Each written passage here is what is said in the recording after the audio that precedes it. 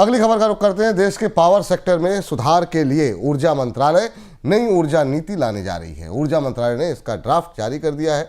Draft में 2030 तक प्रति व्यक्ति बिजली खपत को बढ़ा करके 2000 किलोवाट आवर और 2047 तक 4000 किलोवाट आवर करने का लक्ष्य रखा है। इसके अलावा बिजली उत्पादन में कार्बन एमिशन को 2030 तक 2005 के स्तर से 45% घटाने का लक्ष्य तय किया गया है। सर, जो नई पॉलिसी आ रही है टैरिफ सिस्टम में, इसमें क्या कुछ नए चेंजेस किए जा रहे हैं? ये खबर भी आज की महत्वपूर्ण खबर है और ये सबके लिए ज़रूरी है जानना, चाहे आप मैन्युफैक्चरर हैं या कंज्यूमर हैं, उपभोक्ता हैं। नई इलेक्ट्रिक पॉलिसी भारत में लंबे समय के बाद जो नई बिजली पॉलिसी आ रही है, इससे टैरिफ सिस्टम में बड़े बदलाव होने वाले हैं।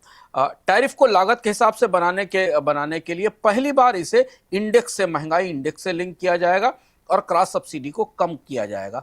इससे इंडस्ट्री को, मैन्युफैक्चरिंग इंडस्ट्रीज को, खासतौर पर जो हमेशा बिजली महंगी होने की शिकायत करती थी, उन्हें, रेलवे और जो बड़े कंज्यूमर्स हैं उनको राहत मिल सकती है। टैरिफ ऑटोमेटिकली सालाना अपडेट होंगे। कोशिशें की जा रही है कि अभी तक जो सरकारें अपने विवेकाधिकार का प्रयोग करके टैरिफ के बिजली दरें बढ़ाती थी, उसे खत्म किया जाए। इन्फ्लेशन और फ्यूल कॉस्ट के इंडेक्स से लिंक हो सकते हैं, यानी कोयले की कीमत बढ़ने के कारण, गैस की कीमत बढ़ने के कारण अपने आप टैरिफ में बढ़ोतरी होगी और यही स्थापित पारदर्शी प्रक्रिया है पूरी दुनिया में जो होनी चाहिए। फिक्स्ड कॉस्ट डिमांड चार्ज से कवर होंगे। रेगुलेटर्स को लागत से कम टैरिफ बनाने की छूट नहीं होगी, यानी जो सब्सिडी दी जाती थी, सस्ते बिजली दरें चुनावों के आसपास घोषित की जाती थी, उन्हें बंद करने का प्रस्ताव इसमें किया जाएगा। राज्य सरकारें मानेंगी कि नहीं मानेंगी अलग बात है, लेकिन यह महत्वपूर्ण टैरिफ रिफॉर्म है जो इस बिल से आ रहा है। जी सर, क्रॉस सब्सिडी और सरचार्ज में किस तरह के बदलाव किए जा रहे हैं? विपुल जी, एक पैमाना महत्वपूर्ण है जो इसमें आ रहा है और इसको शायद स्टॉक इन्वेस्टर्स के लिए, जो निवेश करने वाले लोगों के लिए समझना जरूरी है कि कोई भी टैरिफ औसत लागत के 50% से कम पर नहीं होगा। एक औसत लागत का फार्मूला इस पॉलिसी में आएगा जिससे कि क्रॉस सब्सिडी कम हो सके।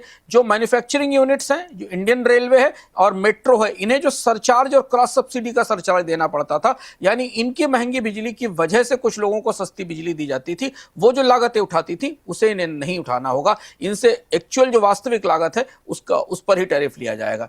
दूसरा है कि 1 मेगावाट से ऊपर के लोड वाले कंज्यूमर्स को जो यूएसओ ऑब्लिगेशन है, जो टैरिफ के ऊपर उनको देना पड़ता था, उससे भी छूट मिलेगी।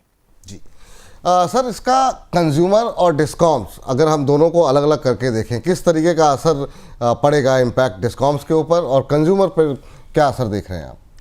यह सबसे महत्वपूर्ण है ये जानना। घरेलू कंज्यूमर्स के लिए और एग्रीकल्चर उपभोक्ताओं के लिए बिजली की दरें बढ़ सकती हैं, इनमें बढ़ोतरी होगी, क्योंकि राज्य अगर सब्सिडी नहीं बढ़ाते, जो शायद अब नहीं आने वाले दिनों में बढ़ाएंगे, अगर चुनावी राजनीति हावी नहीं होती है, तो आपका बिजली बिल आने वाले दिनों में बढ़ेगा। ये इस नई इलेक्ट्रिसिटी पॉलिसी का फलित है, जो अगर ये लागू होती है और राज्य सरकारें सहमत होती हैं तो आपके बिजली बिल में बढ़ोतरी होगी। खेती के लिए गाँव को जो बिजली दी जाती है उसकी दरों में भी बढ़ोतरी हो सकती है। इंडस्ट्रियल पर और कमर्शियल सेक्टर पर थोड़ा बोझ कम होगा। पीक और ऑफ पीक में अलग अलग रेट्स वाले जो स्मार्ट मीटर जिन लोगों ने लगा रखे हैं, उन्हें इसका फायदा होगा। डिस्कॉम जो कि सबसे ज्यादा बड़ी चुनौती है समस्या में, अगर आप बोनस पॉइंट नियमित देख रहे हैं तो आपको याद होगा, हमने आपको बताया था कि लंबे समय बाद भारत में डिस्कॉम ऑपरेटिंग प्रॉफिट में आए थे, जो अभी ताजे आंकड़े आए हैं। डिस्कॉम के लॉसेस में कमी होगी, उनका कैश फ्लो बेहतर होगा और आने वाले दिनों में निवेश आसान होगा, क्योंकि सरकार की अंदर खाने तैयारी है कि डिस्कॉम्स को प्रॉफिट में लाने के बाद इनका डिसइन्वेस्टमेंट या इनका विनिवेश किया जाए, जिसके लिए ये पॉलिसी बेहद ज़रूरी थी, टैरिफ की पॉलिसी को बदलना। कितना राज्य सरकारों को इसमें राजी कराया जा पाएगा, ये देखने वाली बात होगी। बिल्कुल।